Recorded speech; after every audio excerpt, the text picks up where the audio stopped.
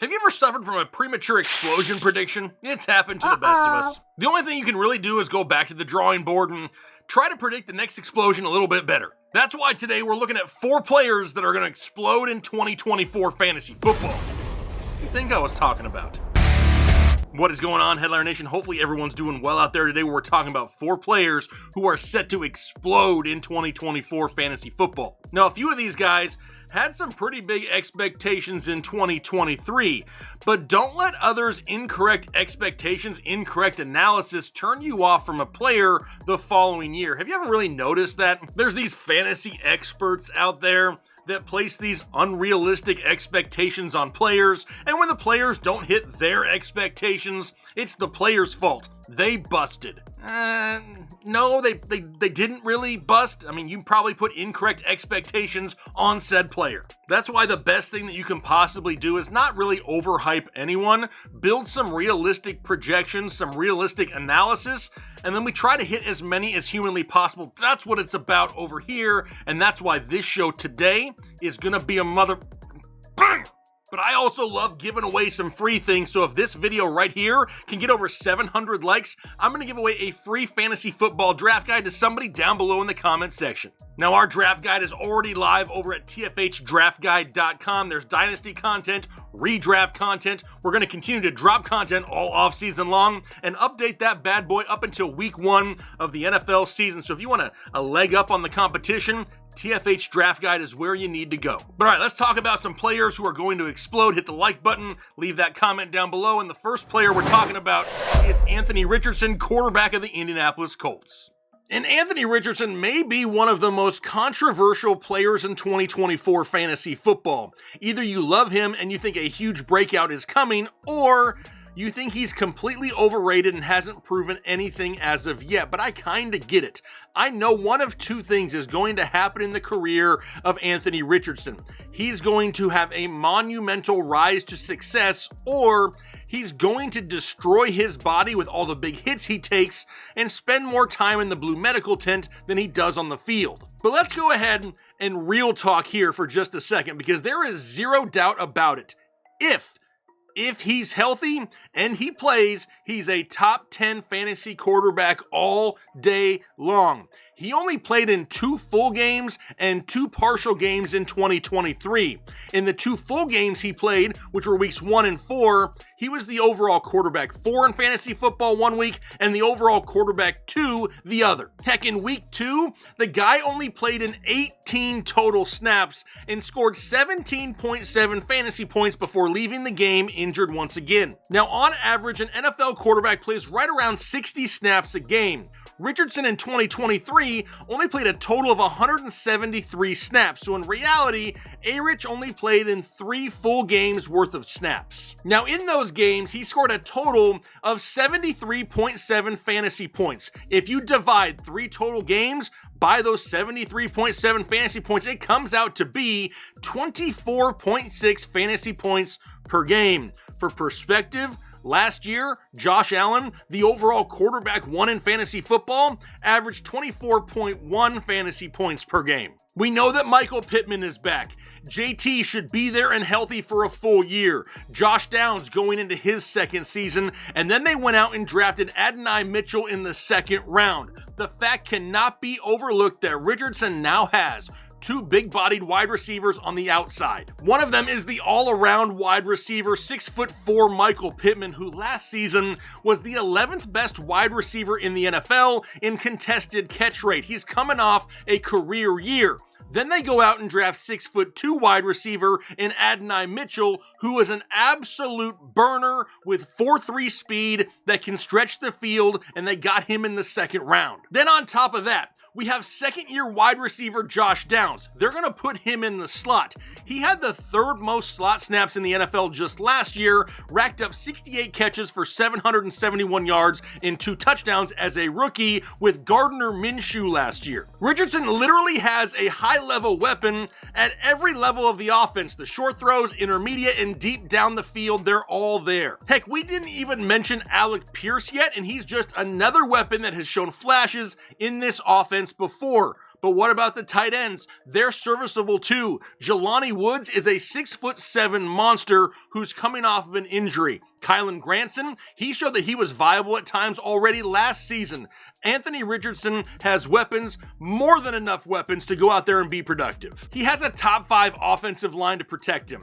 He has one of the best bell cow running backs there is in the NFL in Jonathan Taylor to take some of that pressure off of him. Defenders are going to have to stay in the box, which is going to leave more one-on-one coverage to his wide receivers on the outside. Plus, we know that Anthony Richardson himself is going to run at times. He averages 34 yards per game rushing. If this dude plays anywhere near a full season, he's going to be a lock to be a top 5 fantasy quarterback. But what would he need to do in order to accomplish that? Well, over the last 3 years, on average, the quarterback 5 needs to score 330 fantasy points a year. I know that because we've already done the research. It's one of the items in our draft guide. But too many people have no idea what players need to score in order to finish that high. They build stat lines, they develop half-assed opinions.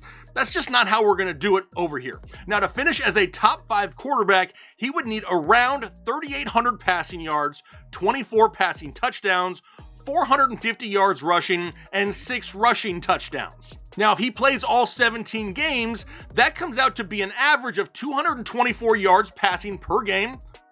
It's very doable. 1.4 passing touchdowns per game. Doable. 26 rushing yards a game, for sure. 0.3 rushing touchdowns a game. Yeah, this is a very realistic stat line. But maybe you're out there saying, yeah, he's not going to play all 17. Jake, what if he only plays 15? He's going to miss a couple games. Okay. What does he need to average if he only plays in 15 games? 253 yards passing, 30 yards rushing, maybe 2 total touchdowns a game. Not some astronomical stat line. But I'm not oblivious to the fact that there is some unknown and some risk here. I strongly believe when it comes to Anthony Richardson, we need to CYA. If we spend a late 4th, early 5th round pick on Anthony Richardson, I'm going to do something that normally I don't do with high-end quarterbacks. I'm going to draft another quarterback in the double-digit rounds. Maybe someone a little bit safer, a little bit less sexy. Maybe like a Matthew Stafford, an Aaron Rodgers, maybe even a Baker Mayfield. Now, if you're the type that wants to ride the lightning and throw your nuts on the table and really go risk, you could also go with Will Levis in the later rounds. No matter what you do, though, the fact remains this: Anthony Richardson is on the verge of exploding. Next guy up is going to be Bijan Robinson of the Atlanta Falcons, and the 2023 Bijan usage caused gray hair and increased blood pressure, no doubt. Now, last year I talked about Bijan Robinson actually and how he could destroy your fantasy team if he didn't do what many people expected him to do last season. And while he didn't totally suck last year, there was no way he was worth his ADP. But now it's a new year. Arthur Smith is gone. That stupid mustache and those schmedium shirts are no longer in Atlanta. It's finally time for Bijan to be unleashed, and the chances are pretty damn high that that's going to happen. However, we don't want to overhype this guy for a second straight year. Top 10 fantasy running back? I think that's easy money. Top 5? That's going to be a little bit more challenging. Now, last year we saw Bijan touch the ball 272 times. Now, while those touches weren't consistent, I think it's fair to say that we're not going to see some massive jump in volume. But we also saw Bijan go out and average 5.4 yards per touch, which was 9th highest among all NFL running backs. So even though Arthur Smith limited him throughout the 2023 season, Bijan proved that when the ball was in his hands, he could do something with it. He evaded 63 tackles, which was 7th most among all NFL running backs. He had a total of 1,041 yards created, which was 5th most among all NFL running backs. So Bijan himself, we know for a fact, was not the problem. I don't know if new head coach Raheem Morris can afford to not give him the ball that much. For years, Atlanta has been drafting high-end offensive talent and underutilizing them, whether it's Kyle Pitts, Drake London, or Bijan Robinson. The fans are getting restless and they're sick and pissed off of the same old. Every year the offense can't do much despite adding high-value talent. This coaching staff cannot afford to start repeating similar mistakes unless they want to be unemployed as well. They made upgrades at the quarterback position. They brought in Kirk Cousins, And they stupidly drafted Michael Penix, but that's for a different show. They have one of the best offensive lines in the NFL. They added pass-catching weapons to try to pull defenders outside of the box. It's not just Drake London and Kyle Pitts. They added guys like Darnell Mooney and Rondale Moore. But Kirk Cousins is coming off a torn Achilles, and there won't be a better friend to him than a great running game. And we saw it in Minnesota as well, right? Kirk's ability to move the ball deep down the field opened up massive running lanes each and every year for the likes of Dalvin Cook. And that right there is exactly what we need to expect from Bijan Robinson. So with all of that being said, I feel like a fair projection for touches when it comes to Bijan is going to be right around 320. And really the only reason I have it that high is he is so good at catching the ball out of the backfield. I think they utilize that skill set more this season, and his bump in touches really comes from his pass catching ability. So using his 5.4 yards per touch number from last year with 320 touches, that's going to put him in the neighborhood of 1,728 total yards. Last year, he had 1,463 total yards. So we're only looking at an 18% increase in production, not something astronomical. So then it's going to come down to receptions and touchdowns to see if he can make it as a top 5 running back. Now, on average, the running back 5 overall over the last 3 seasons is scoring right around 249.4 fantasy points. Now, if Bijan can get around 1,728 total yards, that's an initial 172.8 fantasy points just due to yardage alone. If we take that away from what is needed, he only needs 76.6 fantasy points left from receptions and touchdowns to make it as a top 5 running back in fantasy football. Now, if he can get to 10 touchdowns, that means he only needs 33 receptions on the season. Last year, he had 58. If the dude can get over 10 touchdowns, then all of a sudden, all of his reception totals are just gravy on top, and that could push him up inside the top 3. With all the positive changes that have happened this offseason in Atlanta, Bijan is about to explode.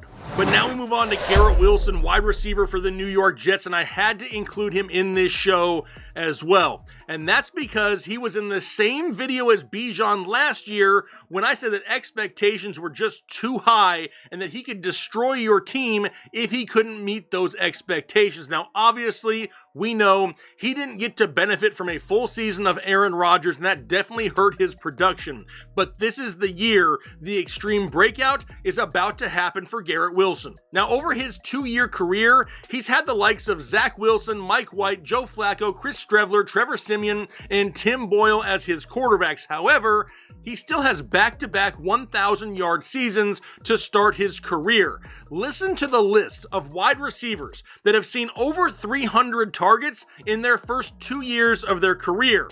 It's Garrett Wilson with 315 and no one else. It's just Garrett Wilson. It is proven at this point that this offense in New York wants to get the ball to Garrett Wilson, and they want to get it to him a lot. Now, sure, it's not just going to be Garrett Wilson this year for the Jets. They brought in Mike Williams. They drafted Malachi Corley. They still have Breece Hall. They're going to have one of the best defenses entering the season. A lot is going right for the Jets right now. But Aaron Rodgers has always had a guy in his offense that he leans on. Whether it was Greg Jennings, Jordy Nelson, or Devontae Adams in Green Bay, Rodgers always feeds his number one. And we already know that Aaron loves himself some Garrett Wilson. There has been no secret to that. But it's not like he's going to go out and get some huge increase in volume to put him over the top. Expecting more than 150 targets of any player is just plain dumb entering a season. But do you know what we can expect? Come on, I know all of you year-rounders out there know exactly what I'm going to say. We can expect an increase in catchable targets. Garrett Wilson last year saw 168 targets. Do you know how many of them were deemed catchable though? Only 114 of them. That's 67.9% and ranks 65th among all wide receivers in the NFL. In 2022, he saw 147 targets, only 94 of those were deemed catchable. The bad quarterback play the last couple of years has really limited the production of Garrett Wilson. But what can we expect then from Aaron Rodgers? Well, in the past, when he was throwing to guys like Davante Adams and Greg Jennings and Jordy Nelson, they were seeing catchable target rates around 80%. Can you imagine if 80% of the targets that Wilson saw were catchable?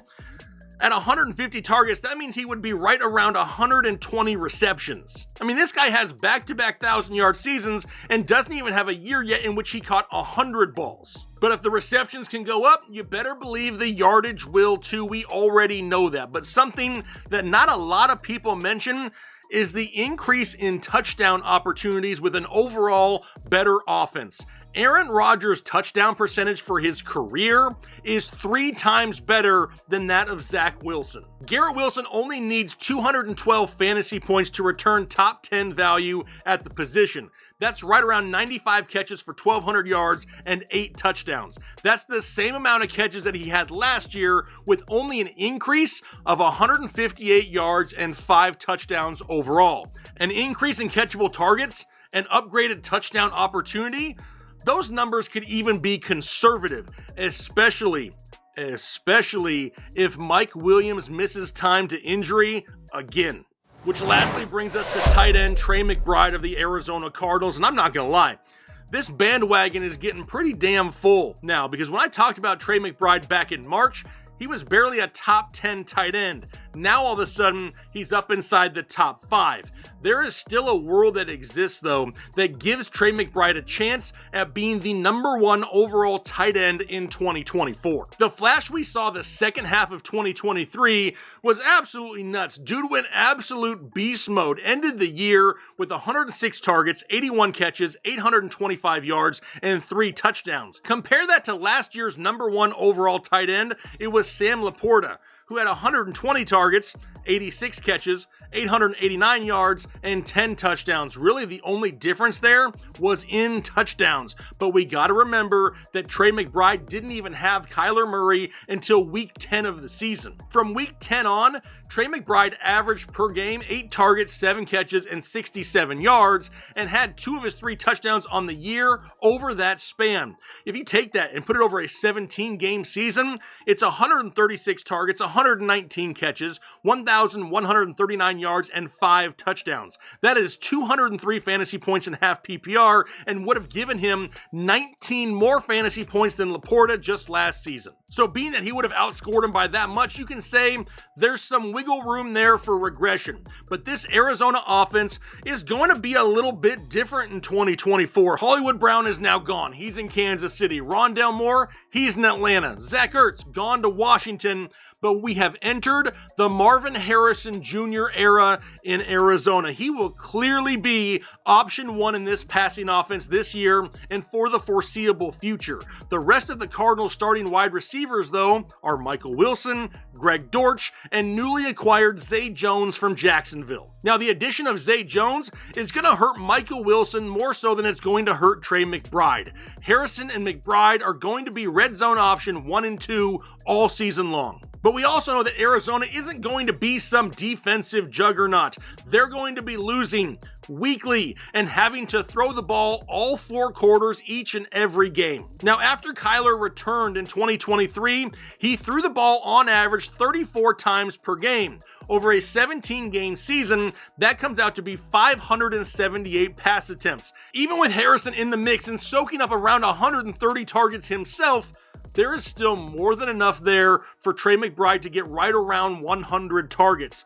But 170 is the magic number that we need to remember. If he can get to 170 fantasy points, he's in the running as a top 3 overall fantasy tight end. 170 fantasy points comes out to be 85 catches, 860 yards, and 7 touchdowns. So like 4 catches, 35 yards, and 4 touchdowns more than he had just last season.